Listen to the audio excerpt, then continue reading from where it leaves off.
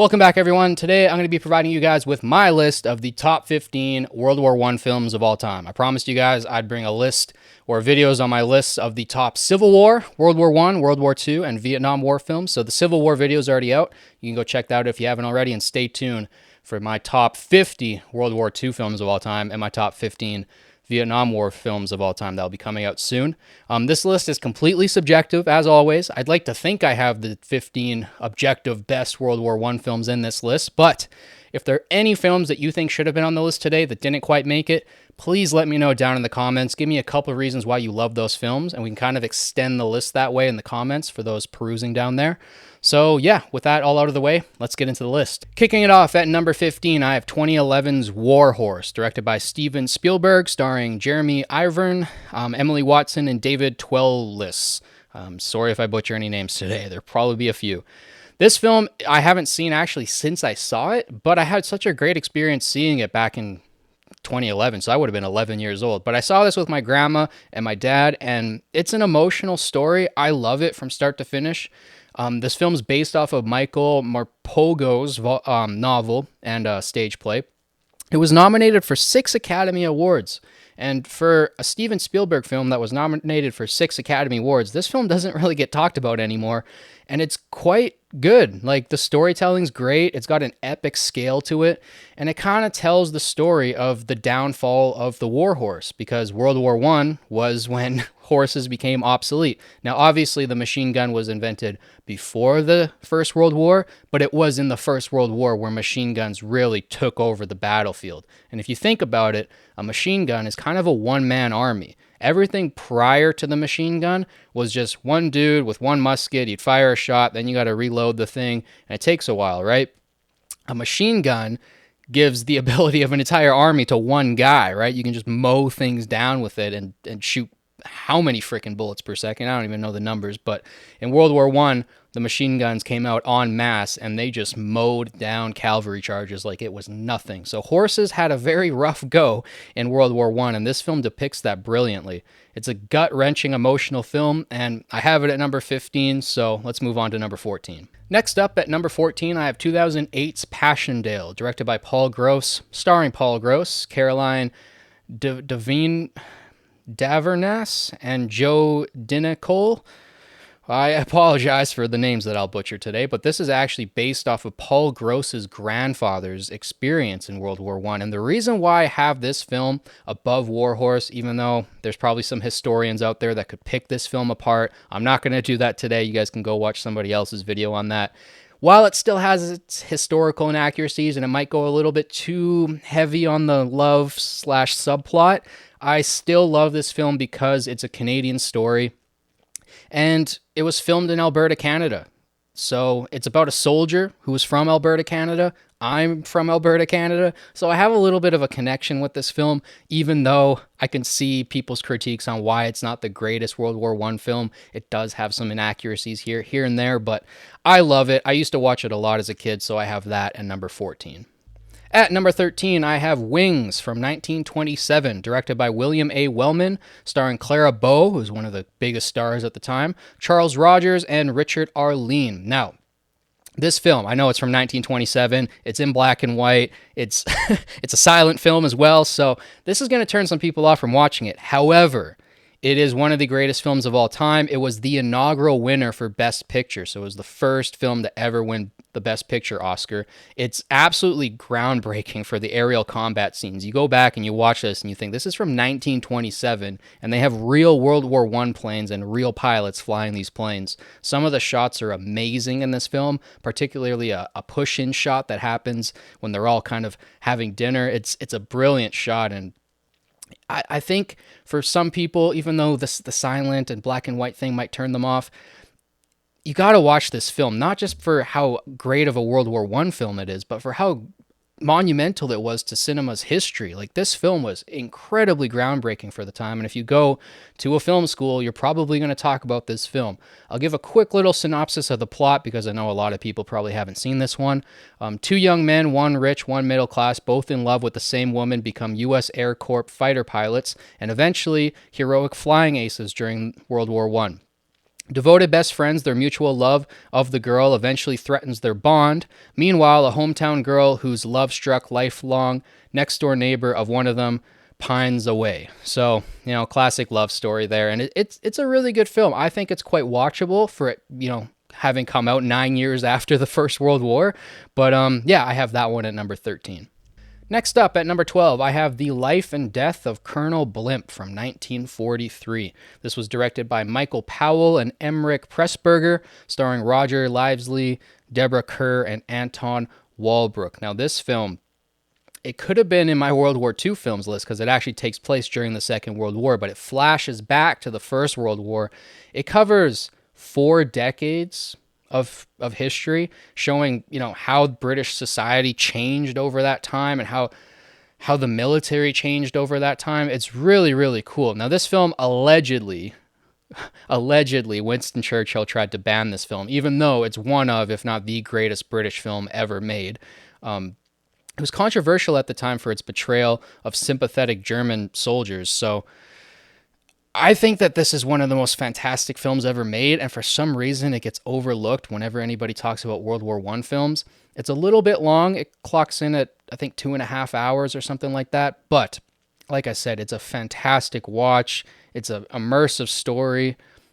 I think it's awesome, and I think it's super underrated, so I have that at number 12. Next up, at number 11, I have The White Ribbon from 2009, directed by Michael Haneke, starring Christian Friedel, Ernst Jacobi, and Leonie Benisch.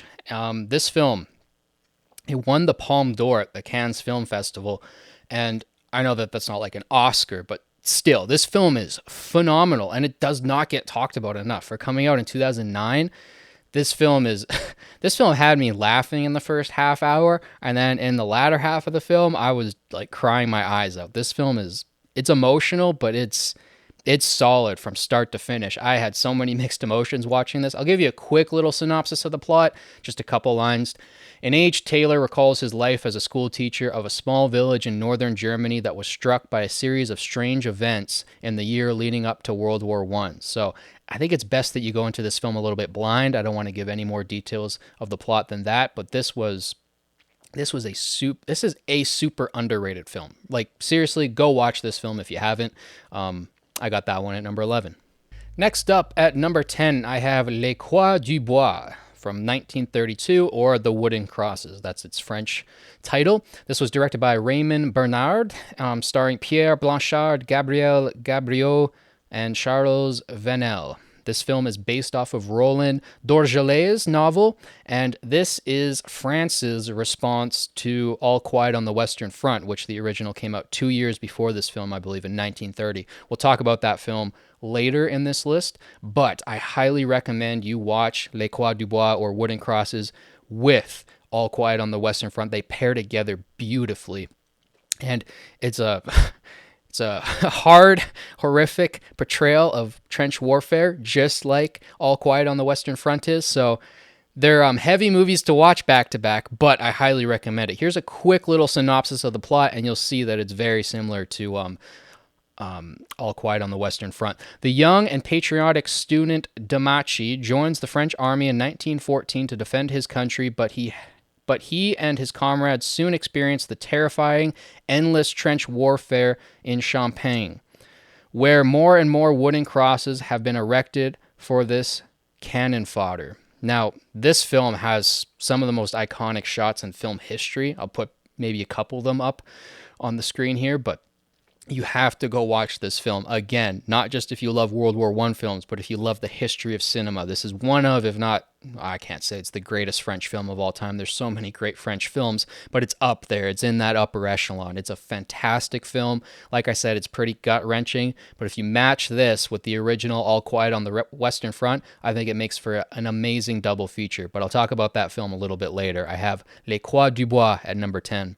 Next up, at number 9, I have J'accuse from 1919. This film came out a year after the First World War ended, so I know people are kind of turned off by black and white silent films. They can be a little bit hard to get through, but you're not going to find any other film that was made a year after the war ended using real soldiers that were returning home from the fronts. This film is powerful, and it's an amazing anti-war statement. It was directed by Abel Gance, starring Roland Jobet, Séverine Mars, and Maurice Douvray. My French is a little weak, but I hope I'm pronouncing those good enough. This film, it was re-released in 1938 with sound, but I think the original is the way to watch it. And J'accuse, again, one of the greatest French films of all time. So if you're a fan of cinema history, you got to watch this film. And if you're a fan of World War I films, like I said, I couldn't find any other films that were made the year after World War I ended with actual veterans in the film. So this film is monumental, especially for the time it came out. I have J'accuse at number 9. Next up, at number 8, I have La Grande Illusion, or The Grand Illusion, from 1937. This was directed by Jean Renoir, one of the top 5 greatest French directors of all time. I highly recommend digging into all of his filmography, starring Jean Gabin, Dita Parlot, and Pierre Fresnay. Now, this is considered to be one of the greatest anti-war films ever made. It was actually banned in Germany during the Second World War. And Orson Welles, who some may consider, a lot of people do consider him the greatest film director of all time. He said if he could save one film, it would be this film. So I think that says a lot. I'll run through the synopsis a little quick because for a film that came out in 1937, this film's pretty damn accessible. I think pretty much anybody could watch this. So here's the synopsis. A group of French soldiers, including the partition Captain de Berlioz and the working class Lieutenant Marechal, grappling with their own class differences after being captured and held in a World War I German prison camp. When the men are transferred to a high-security fortress, they must concoct a plan to escape beneath the watchful eye of the aristocratic German officer von Rauffenstein, who has formed an unexpected bond with de Boldieu. I'm sorry for butchering names today. But like I said, I think this film is very engaging, very gripping, especially for it coming out in 1937. And yeah, it's one of my favorite French films of all time for sure. And I have that at number 8. At number 7, I have Dr. Zhivago from 1965, directed by David Lean, a director who we will talk about later in this video again. He's one of the greatest directors of all time. If you haven't watched David Lean's top 4 or 5 films, I highly recommend going and watching them. Starring Omar Sharif, Julie Christie, and Geraldine Chaplin. This film was obviously based off of Boris Pasternak's novel, Dr. Zhivago, which is one of the greatest Russian novels of all time. I highly recommend it if you haven't read it. It was actually banned in the Soviet Union.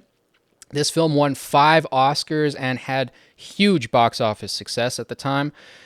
And I don't want to give away anything about the plot, really, because, again, this is just one of the greatest stories ever told. It's almost better that you go into it blind, but I'll give you 3 quick lines of the plot. So, the life of a Russian physician and poet who, although married to another, falls in love with a political activist's wife and experiences hardship during World War I and then the October Revolution. So this is one of the greatest stories ever told. The film itself clocks in at about 3 hours, so it's a little bit long, but the set pieces and the cinematography and the acting and everything about this film will just whisk you away, and you'll hardly even realize you've been watching this film for 3 hours. It's an epic masterpiece, and I have Dr. Zhivago at number 7. And at number 6, I got Johnny Got His Gun from 1971. This was directed and written by Dalton Trumbo, who was a blacklisted screenwriter at the time.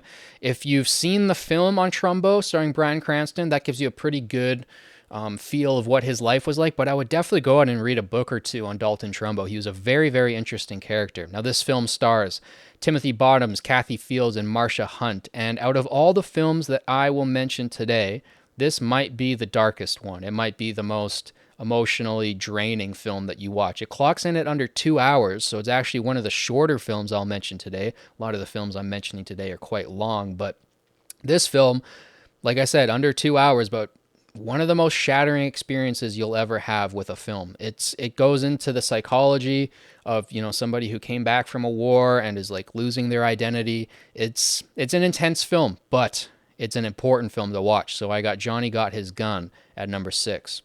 Getting into the top 5, at number 5, I have 1917 from 2019. This film only came out 5 years ago, so I'm sure quite a few of you guys have already seen it. But this was directed by Sam Mendes, starring George McKay, Dean Charles Chapman, and Mark Strong. And this film it's so high on my list because of the one shot thing. I know it wasn't shot in one shot. I can actually see where some of the cuts are. But the fact that it's presented as a one take film gets you so much in the character's head that it makes for a very unique experience. Now, another film that does this very well is a film called Victoria. So if you love those kind of one-shot films like Birdman, I would check out Victoria because it's about this girl who gets into some trouble after a nightclub encounter, and I think that one was actually done in one shot. Obviously, it's not on the same scale as 1917, so it's a little bit more feasible, but Victoria is a great example of a one-shot film. But to talk about 1917 some more, that's a huge reason why I love it so much. You feel like you're in the war. You feel like you're there with the other soldiers going through the combat. And even though it's only, a 2-hour story, like in the film, the real time is only 2 hours because it's one shot, it feels like quite a bit happens in those 2 hours. And it's an emotionally gut-wrenching film. This film won 3 Oscars, including Best Cinematography, which how could you not give this Best Cinematography? And it's actually based off of Sam Mendes's grandfather's World War I experiences, which was a cool fact that I didn't know before. But yeah, I'm sure a lot of you guys have already seen 1917, but if for some reason you've been putting it off and you haven't seen it yet, my God, go and watch this film. It's one of the greatest World War I films to ever come out. Definitely one of the greatest ones in the last 10 years. And yeah, I really want to go and rewatch this because I haven't actually rewatched it since it came out. When it came out, I saw it twice in theaters. I was so blown away, but this is a film that I'm definitely going to go back and rewatch eventually. So I have 1917 at number 5. At number 4, I have All Quiet on the Western Front from 2022. This was directed by Edward Berger, starring Felix Kammerer, Albert Schuch, and Aaron Himmler. So this film, like I said, is a remake. Normally, when remakes are announced, and when I saw that they were remaking the classic film from 1930, my gut reaction was, stop remaking films, come up with an original idea. I hate seeing remakes, but occasionally the remakes are just as good, and occasionally they are better. Now, I'm not going to say that this film's better than the original because the original is quite good. However, once I saw this film and I saw the updated battle sequences and action scenes and trench warfare, it made sense that they should remake this, and they did it very, very well. That lead actor, Felix Kammerer, he kills it in this. Like, his acting with his eyes, man. I always look for that to kind of give me a tell on whether or not an actor's truly good, is if they can act just with their eyes. And Felix did that to an amazing degree. I don't know if I've seen any performances quite that good with such little dialogue. It was phenomenal. This film, when I saw it, when it came out, it came out straight to Netflix, so I watched it at home. I didn't get to watch it in a theater, but I set it up with the best sound system that I could, and I was blown away when I first saw this film that I rewatched it almost immediately after. I think the next day I rewatched the film because I was just broken at the end of it. It was emotionally wrenching. Like that scene in the pit, with the other soldier. I'm not going to spoil it for anybody who hasn't seen it, but man, is that a gut-wrenching scene, and they did it so damn well.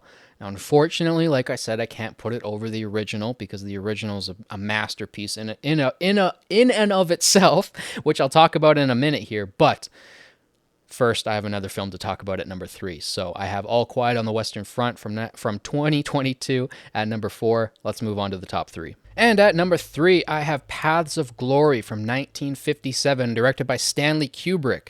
This happens to be one of those Kubrick films that whenever I talk to a Kubrick fan, this is like the one film that they haven't seen by him. And I always question, like, why? Like, is it because it's in black and white? Like, what's putting you off from watching this film? It's fairly short for a Kubrick film, and it's very accessible. Like, despite it being in black and white, a very accessible film. It stars Kirk Douglas, Ralph Meeker, and Adolphe Menjou. Now, this film was actually banned in France until 1975 due to its anti-war message, which is outstanding to me. I don't understand that, but some countries have weird film bans. This film, Kirk Douglas, he was instrumental in making this film. He was actually a producer on the film, and he was a big reason why it got made. Now, it might be his best performance, too. Obviously, you can argue Spartacus. A couple years later, he would rework with Stanley Kubrick for Spartacus, which is, again, a film that, for some reason, a lot of Kubrick fans haven't seen. They've been putting that one off, too.